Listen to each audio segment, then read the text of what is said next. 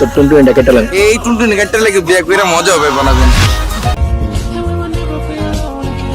Hello guys, আপনাদের সাথে আমি আছি ওমর। ফিরে এসেছি নতুন রিভিউ ভিডিও নিয়ে। তো কালকে সন্ধ্যার পর দেখলাম বদমাশ পোলাপাইন 4.5 এর ট্রেলার বের হইলো। তো চলুন জেনে নেই কেমন হলো ট্রেলারটা আর কেমন হতে যাচ্ছে এবারের সিজনটা।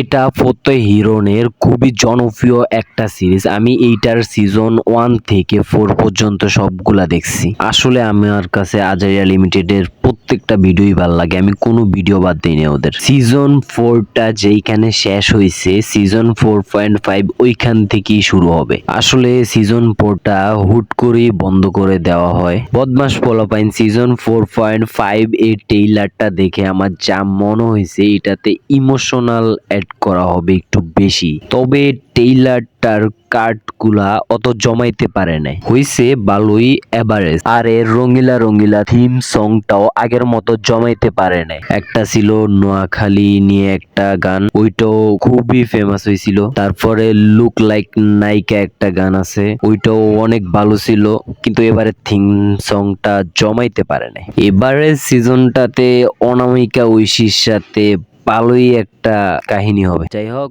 দেখা যাক কি হয়, সিজনটা আসুক। আমি বাবা না, আমি মা।